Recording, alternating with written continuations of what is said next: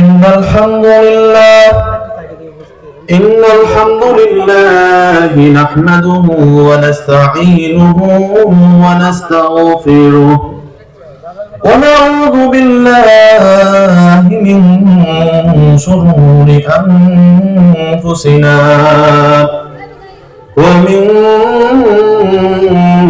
سيئات أعمالنا من يهده الله فلا مضل له ومن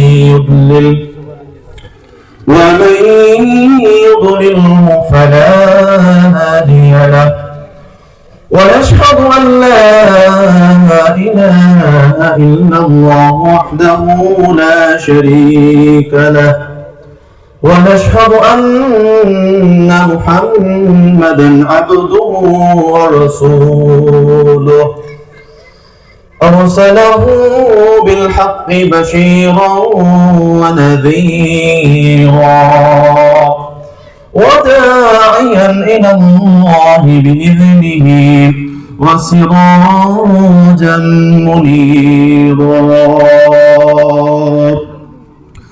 رب اشرح لي صدري ويسر لي أمري واحلل عقدة من لساني يفقه قولي سبحانك لا علم لنا إلا ما علمتنا إنك أنت العليم الحكيم الحمد لله যাবতীয় প্রশংসা যাবতীয় গুণগান একমাত্র মহিয়ান গরিয়ান মহান আল্লাহ সুবহানাহু ওয়া তাআলার জন্য, যেই মহান আল্লাহ রাব্বুল আলামিন আমাদেরকে আজকে আমরা মধ্যপাড়া জামে মসজিদের উদ্যোগে বার্ষিক ওয়াজ মাহফিলে এত সুন্দর একটা রজনীতে আমাদের সকলকে তৌফিক দান করছে। সবাই বলি আলহামদুলিল্লাহ।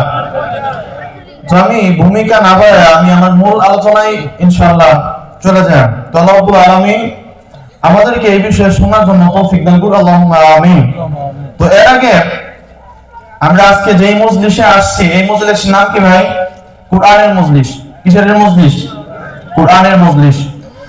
আল্লাহ রাব্বুল আলামিন সূরা আরাফের 104 নম্বর আয়াতের মধ্যে বলতেছেন, وَإِذَا قُرِئَ عَلَيْهِمُ الْقُرْآنُ فَاسْتَمِعُوا لَهُ وَأَنصِتُوا لَعَلَّكُمْ تُرْحَمُونَ। বলেন সুবহানাল্লাহ।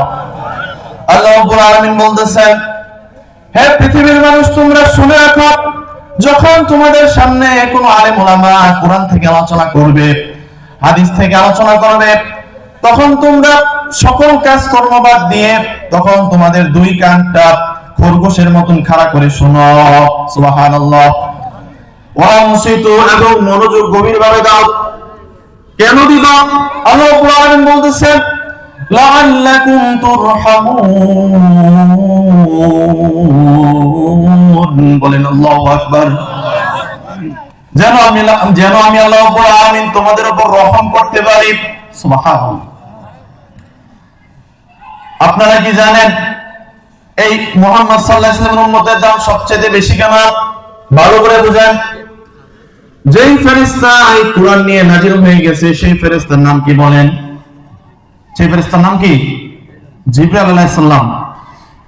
এই কুরআন নিয়ে নাজিল হওয়ার কারণে আল্লাহ রাব্বুল আলামিন গোটা ফেরেশতা মণ্ডলীর উপরে জিবরাইল আলাইহিস সালামকে নেতা বানিয়ে দিয়েছেন। বলেন সুবহানাল্লাহ। যেই মাসে এই কুরআন নাযিল হয়েছে, সেই মাস সম্পর্কে আল্লাহ রাব্বুল আলামিন বলেন, শাহরু রমাদানাল্লাযী উনজিলা ফীহিল কুরআন। রমজান মাস হচ্ছে এমন এক মাস, যেই মাসে আমি আল্লাহ রাব্বুল আলামিন এই মহাবিশ্বের মহাবিশ্বয় পবিত্র কুরআন কারীমকে নাযিল করে দিয়েছি। বলেন সুবহানাল্লাহ। রমজান মাস আগে ছিল, কিন্তু এত দামি ছিল না। আসমান জমিন যখন থেকে সৃষ্টি করেছে, তখন থেকে আল্লাহ রাব্বুল আলামিন 12টি মাসকে সৃষ্টি করেছে। সুবহানাল্লাহ। কিন্তু এত দাম ছিল না। এই কুরআন নাযিল হওয়ার কারণে আল্লাহ রাব্বুল আলামিন রমজান মাসের দাম এত বাড়িয়ে দিয়েছেন, বলেন সুবহানাল্লাহ। এবং যেই রাত্রিতে কোরআন নাযিল করেছেন সেই রাত্রি সম্পর্কে আল্লাহ রাব্বুল আলামিন বলতেছেন, লাইলাতুল কদরি খায়রুম মিন আলফি শাহর। লাইলাতুল কদর হচ্ছে এমন এক রজনী, এমন এক দামি রাত, যেই রাতে যদি পৃথিবীর কোন মুসলমান বান্দা আল্লাহর কাছে ইবাদত করতে পারে, তাহলে হাজার মাস ইবাদত করলে যত নাকি এর চাইতেও বেশি নাকি আমি আল্লাহ রাব্বুল আলামিন তার আমলনামায় ঢুকিয়ে দিব। সুবহানাল্লাহ। কিসের কারণে ভাই? এই কোরআনের কারণে, এই কোরআনের কারণে। আল্লাহু আকবার।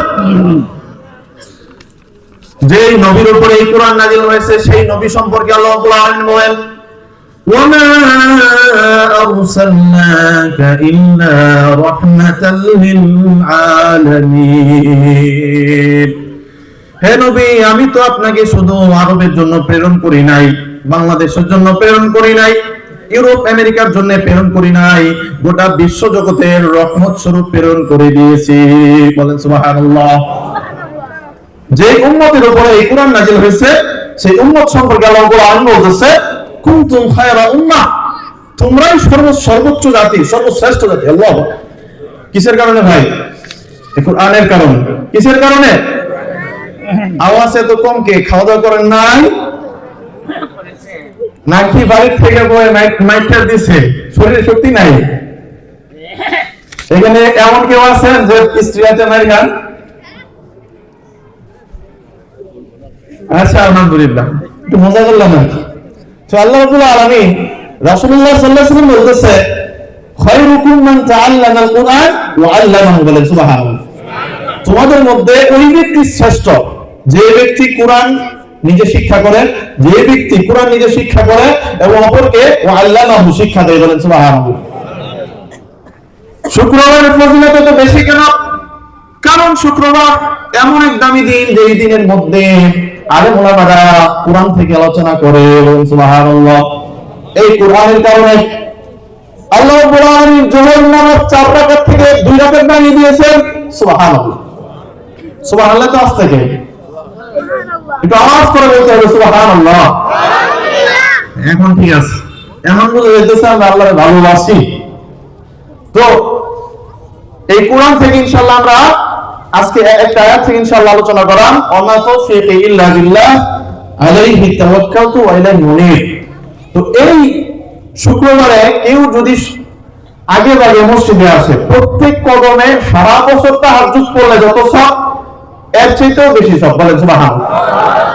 প্রত্যেক কদমে একবারে 100% অথেন্টিক সহিহ হাদিস, সুবহানাল্লাহ, 100% সহিহ হাদিস।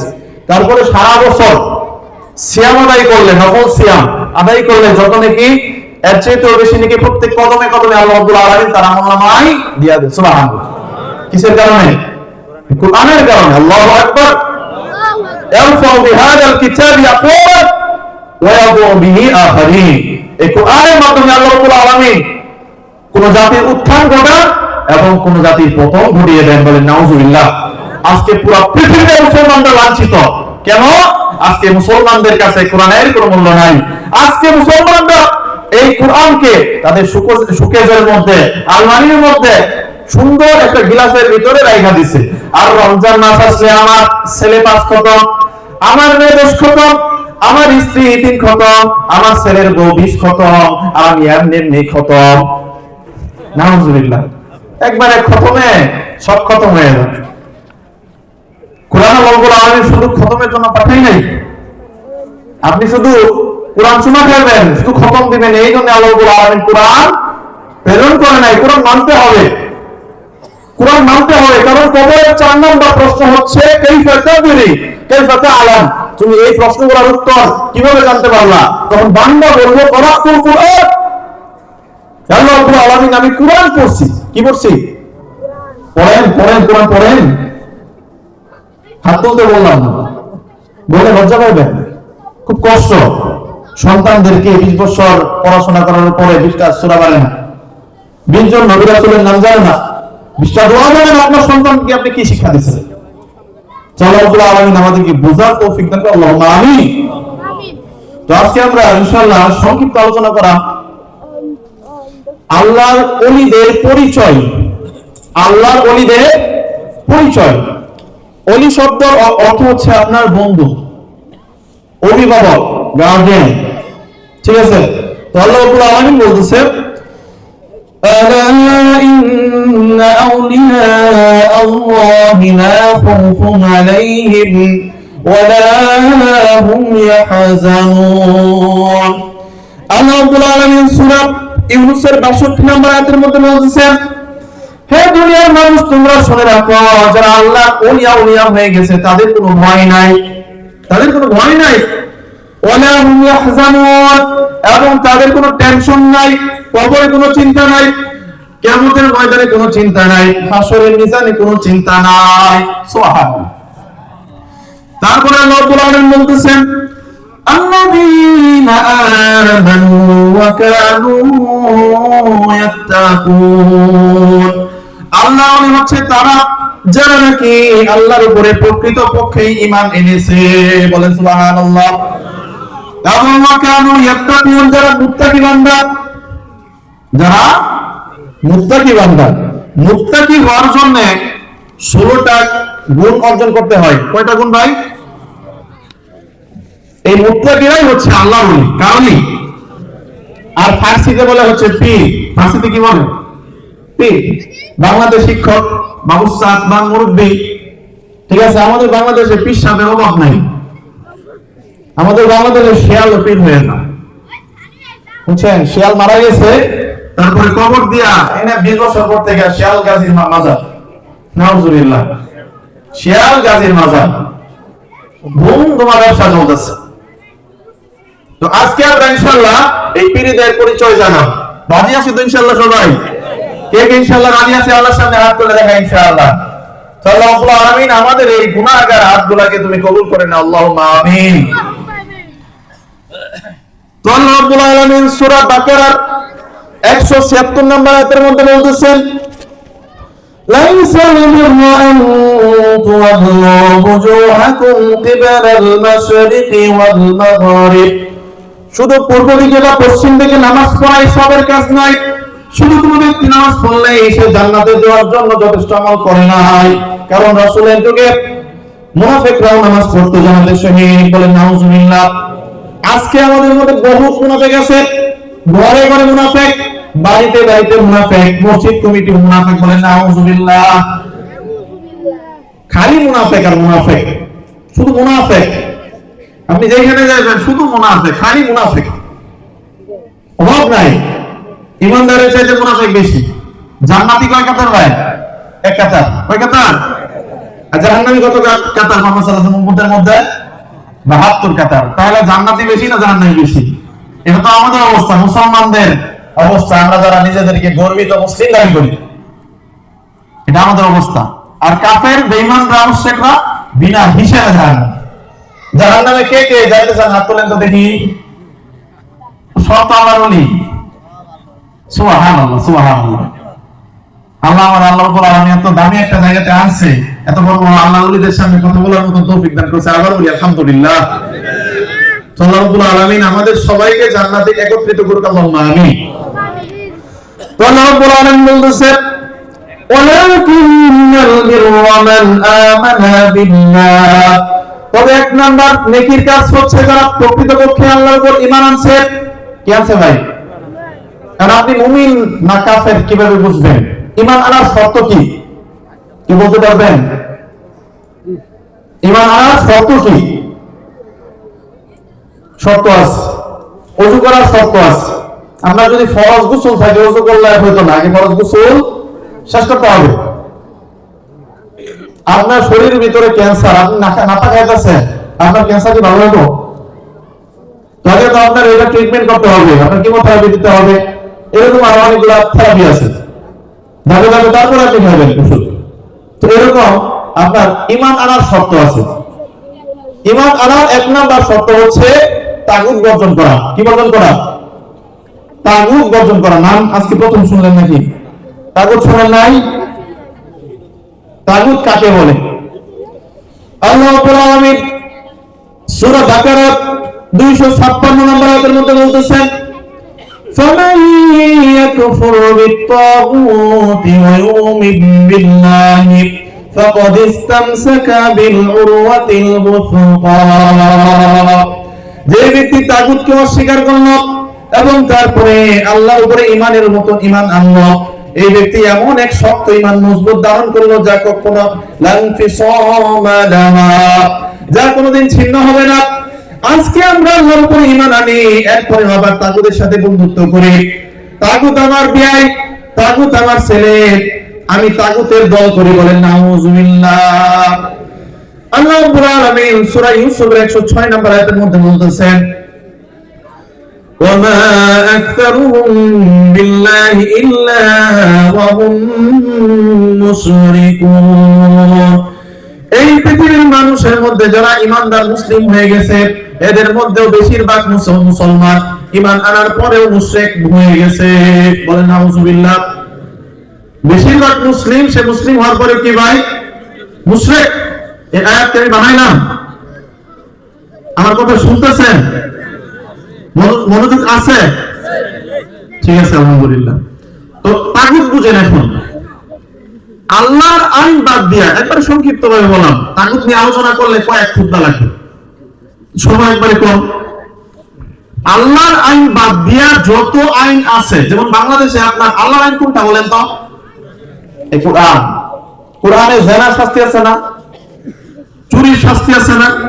দর্শনের শাস্তি আছে না? প্রত্যেকটা বিষয়ের শাস্তি হুকুম আল্লাহ রাব্বুল আলামিন কোরআনে দেয় নাই? দিয়েছে। তো আল্লাহর আইন বাদ দিয়া যত আইন আছে, যেমন বাংলাদেশে কোন আইন চলতেছে ভাই? আওয়াজ নাই। কোন আইন চলতেছে? গণতান্ত্রিক আইন। কিসের আইন? গণতান্ত্রিক। আবার অনেক দেশে আপনার আছে যে কমিউনিস্ট, নাস্তিকবাদ, এরকম অনেকগুলা তন্ত্রমন্ত্র আছে। তো বাংলাদেশে চলতেছে গণতন্ত্র। তো গণতন্ত্র কি আল্লাহর কোরআন সমর্থন করে? বাংলাদেশে কি আল্লাহর কোরআন আইন চলতেছে? চলে না। তাহলে এটা কিসের আইন ভাই? তাগুতের আইন। কিসের আইন? আমি যদি বুঝাইতে না পারি তাহলে আমি ব্যর্থ, আর আপনারা যদি না বুঝেন তাহলে আপনাদের কপালে কষ্ট আছে। কারণ আগে বুঝতে হবে আমরা মুসলমান কিনা, এটা আমাদের জানা ফরজ, জীবনের সর্বপ্রথম ফরজ। মান রব্বুক, তোমার রবকে? কবরের প্রথম প্রশ্ন এটা। রব সম্পর্কে বলতেছি। তো আল্লাহর আইন বাদ দিয়া যত আইন আছে সব আইন কি ভাই? তাগুত। সব আইন কি? তাগুত। এবং এগুলা যারা পরিচালনা করে, এগুলা যারা পরিচালনা করে, যেমন ধরেন আমরা আজকে এখানে সবার আয়োজন করছি আলহামদুলিল্লাহ, এইটা যদি এখন পুলিশ আইসা ভেঙে দেয়, বলে যে এটা উগ্রবাদী সম্মেলন, জঙ্গিবাদ, মৌলবাদ যদি বলে, সে কি মুসলমান থাকবে না কাফের হয়ে যাবে? কারণ আল্লাহ রাব্বুল আলামিন বলতেছেন, আবু জাহেল যখন দেখলো মুহাম্মদ সাল্লাল্লাহু আলাইহি সাল্লামকে কোনোভাবেই আটকাইতে পারতেছে না, তখন সে মক্কার মধ্যে আইন জারি করলো, লা তাসমাউ লিহাযাল কুরআন, তোমরা এই কোরআনকে শুনতে পারবে না, কোরআন শোনা যাবে না, ওয়ালগাউ ফীহি লাআল্লাকুম তুগলিবুন। এবং যখন যেখানে কোরআনের আলোচনা হয়ে যাবে, কোরআনের আলোচনার জন্য তারা প্রস্তুতি নেবে, সেখানে তোমরা ফিতনা ফাসাদ তৈরি করবে, ওই কোরআনের মজলিসকে তোমরা ভেঙে দিবা, বলে নাউজুবিল্লাহ। এটা কত 16 বছর একবারে 1000 কিলোমিটার গতিবেগে চলছে আল্লাহর জমিনে, আল্লাহর আকাশের নিচে, আল্লাহর জমিনের উপরে আল্লাহর কোরআনের কথা বলতে দিব না। এর চাইতে বড় জালেম আর কে হতে পারে? ঠিক কি না ভাই? আল্লাহর কথা বলতে যায় নাই। তো তারপরে ধরেন এইখানে আল্লাহ তাআলা, এইখানে আমরা আলহামদুলিল্লাহ এশার নামাজ কয় রাকাত পড়ছি? সবাই বলেন নাই, কয় রাকাত? 4 রাকাত। কারণ বাংলাদেশ সরকার আইন জারি করলো যে এই 4 রাকাত আজকের থেকে আর পড়া যাবে না, এখন থেকে ফরজ হচ্ছে 5 রাকাত। কয় রাকাত? এটাকে মানবেন? কে কে মানবেন তো দেখি? কে মানতাম না? কারণ মানলে কি নামাজ হবে? হবে না। কেন হবে না? কারণ আল্লাহর আইন তো এইটা না। আল্লাহর আইন হচ্ছে 4 রাকাত পড়তে হবে। লাকাদ কানা লাকুম ফীহিম উসওয়াতুন হাসানাহ লিমান কানা ইয়ারজুল্লাহ ওয়াল ইয়াউমিল আখির, বলেন সুবহানাল্লাহ। অবশ্যই রাসূলের মধ্যে আছে তোমাদের জন্য উত্তম আদর্শ model. Is a father, is a teacher, is a commander, is a reformer of the world. Subhanallah. Superman of the world. Allahu Akbar. রাসূলুল্লাহ সাল্লাল্লাহু আলাইহি সাল্লাম বাবা হিসেবে, পিতা হিসেবে, নেতা হিসেবে, স্বামী হিসেবে, ভাই হিসেবে পুরো পৃথিবীর জন্য সুপারম্যান। আল্লাহু আকবার। জীবনের সকল ক্ষেত্রে নেতা মানতে হবে কাকে? রাসূলকে। কিন্তু আজকে আমাদের নেতা তো রাসূল না। আজকে আমাদের নেতা হচ্ছে গণতান্ত্রিক নেতা, নেতার চরিত্র ফুলের মতন পবিত্র, নামাজ পড়ে না এক ওয়াক্ত, গাঁজা খা 5 ওয়াক্ত, চুরি করে 24 ওয়াক্ত। বলেন নাউজুবিল্লাহ। ঠিক কি না ভাই? এই হচ্ছে আমার নেতার চরিত্র। ও নেতা নাউজুবিল্লাহ। তো এইখানে এটা আমরা মানতে পারতাম না। তো বাংলাদেশে ধরেন এই যে রাসূলুল্লাহ সাল্লাল্লাহু আলাইহি সাল্লাম যখন আয়েশা রাদিয়াল্লাহু আনহারে বিবাহ করছে তখন তার বয়স কত? 6 বছর। কত বছর? 6 বছর। এবং যখন তারে নিয়ে সংসার শুরু করছে তখন তার বয়স কত? 9 বছর। কত বছর? মনোযোগ দিয়ে শুনবেন, এক একটা কথা পুরো পৃথিবী বিক্রি করলেও হবে না। এখন না বুঝলেও মৃত্যুর পরে বুঝতে পারবেন যদি না শুনেন। আমার আলাইনা ইল্লাল বালাগ, আমি আমার রিসালাতের দায়িত্ব প্রচার করতেছি। তো বাংলাদেশ সরকার আইন জারি করছে যে ছেলে মেয়ে, ছেলের ক্ষেত্রে 21 এবং মেয়ে 18 আগে বিবাহ দিতে পারবে না। এটা নাকি বাল্য বিবাহ বলে। নাউজুবিল্লাহ। এটা কি বিবাহ? বাল্য মানে অবৈধ। বাল্য মানে কি? অবৈধ। অথচ এটা বাংলাদেশের মুসলিমদের আইন না, এটা হচ্ছে গণতান্ত্রিক শয়তানের তৈরি করা আইন। কার আইন ভাই? ব্রিটিশদের আইন। ব্রিটিশরা বাংলাদেশের মাথার মধ্যে এই আইন দিয়ে গেছে। বাংলাদেশের মুসলমানদের আইন না। আমরা বাংলাদেশে যারা জাতির পিতা বলি, অথচ জাতির পিতা তো উনি না। ইব্রাহিম আলাইহিস সালাম জাতির পিতা। আমাদের জাতির পিতা কে? ইব্রাহিম আলাইহিস সালাম। উনি যখন তার স্ত্রীকে বিবাহ করছে, তার স্ত্রীর নাম কি? শেখ ফজিলাতুন নেসা। নাম কি? নামটা একটু কঠিন নাকি? তো ওনার বয়স তখন কত আছে? 8 বছর। কত? তো বাল্য বিবাহ করছে নাকি? ইসলাম মোতাবেক বিয়ে করছে। তো এক একটা দেশের আপনার আবহাওয়া, ওয়েদার এক এক রকম। কোন কোন দেশে আরো আগে একটা মেয়ে প্রাপ্তবয়স্ক হয়ে যায়। তো একটা কলা গেছে কি আপনার প্রাপ্তবয়স্ক হওয়ার আগে কি কলা আসবো? আসতো না। তো ঠিক একইভাবে একটা মেয়ে যখন প্রাপ্তবয়স্ক হইব তখন তার মেন্স শুরু হবে, হায়ার নিফাস মাসিক শুরু হবে, তখন সে প্রাপ্তবয়স্ক। এখন বাংলাদেশের আইনে এটা অবৈধ।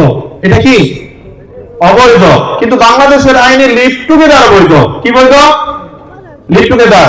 ইংলিশ শব্দ কঠিন লাগতেছে নাকি? মানে একটা ছেলে মেয়ের বয়স যদি 15 হয়, কত হয়? 15, তাহলে তারা বিবাহ ছাড়া সব করতে পারবে স্বামী স্ত্রীর মতন। বলেন নাউজুবিল্লাহ। কত সুন্দর আইন নাকি? নাউজুবিল্লাহ। তো বাংলাদেশের আইনে এটা বৈধ। তাহলে আল্লাহর আইনে তারা কি বানাইছে? অবৈধ। তো আমি কি বলছিলাম? আল্লাহর আইন বাদ দিয়া যত আইন আছে সব কি তাগুত। সব কি তাগুত। এবং এটা যারা পাহারা দেয়, এটা যারা পরিচালনা করে, এটা রক্ষা করার জন্য যারা জীবন দেয়, শ্রম দেয়, সময় দেয়, এরাও সব তাগুত। বলে নাউজুবিল্লাহ। যেমন এই এলাকার মধ্যে আজকে একটা 14 বা 15 বা 16 বয়সের মেয়ে বিবাহ হচ্ছে। এখন ফোন করে জানাই দেওয়া হলো ম্যাজিস্ট্রেট আইসা বলছে বাল্য বিবাহ মামলা দিয়ে দিয়েছে 1 লক্ষ টাকা। সেই ম্যাজিস্ট্রেট কি মুসলমান আছে না কাফের হয়ে গেছে? এর সাথে যে সমস্ত পুলিশরা আছে তারা কি মুসলমান আছে না কাফের হয়ে গেছে? কাফের হয়ে গেছে। কেন? কারণ এই নামাজ ভেঙে দিলে যেমন কাফের হয়ে যাবে, এটা আল্লাহর আইন। কার আইন? আল্লাহর আইনের মধ্যে তারা হাত দিচ্ছে। ফেরাউনকে যখন আল্লাহ রাব্বুল আলামিন ডুবাইছে পানির মধ্যে, তখন আল্লাহ রাব্বুল আলামিন কি ফেরাউনকে একা ডুবাইছেন না? মুসা আলাইহিস সালামের বিরুদ্ধে যে সমস্ত পুলিশ, র্যাব, আর্মি, বিডিআর যারা ফেরাউনকে সাহায্য করছে তাদের সকলকে ডুবাই দিছে। সব আল্লাহ ডুবাই দিছে না? ইসলাম বিরোধী কোন কাজে যেটা আল্লাহ রাব্বুল আলামিন হালাল করছে, বৈধ করছে, উৎসাহিত করছে, এখানে কেউ যদি বাধা দেয়, ক্ষমতা দেখায়, তাহলে সে নামাজ পড়লেও, হাজি সাহেব হইলেও সে কাফের। বলে নাউজুবিল্লাহ। তো ঈমান আনার প্রথম শর্ত কি ভাই? তাগুত বর্জন করা। কি বর্জন করা? সবাই বলেন নাই, কি বর্জন করা? তাগুত। কি বুঝতে পারছেন? তো এই হচ্ছে আল্লাহর ওলি হওয়ার 1 নাম্বার বৈশিষ্ট্য। কি বৈশিষ্ট্য? 1 নাম্বার বৈশিষ্ট্য। আরো 15টা বৈশিষ্ট্য আছে। কয়টা? তো আমার সময় শেষ। আল্লাহ রাব্বুল আলামিন যদি আমাকে তৌফিক দান করে, আমার জন্য দোয়া করবেন, আল্লাহ রাব্বুল আলামিন আমাকে দ্বীনের পথে কবুল করুক, আল্লাহুম্মা আমিন। আল্লাহ রাব্বুল আলামিন আমাদের প্রত্যেককে জান্নাতের জন্য কবুল করুক, আল্লাহুম্মা আমিন। সুবহানাকাল্লাহুম্মা ওয়া বিহামদিকা আশহাদু আল লা ইলাহা ইল্লা আনতা আস্তাগফিরুকা ওয়া আতুবু ইলাইক।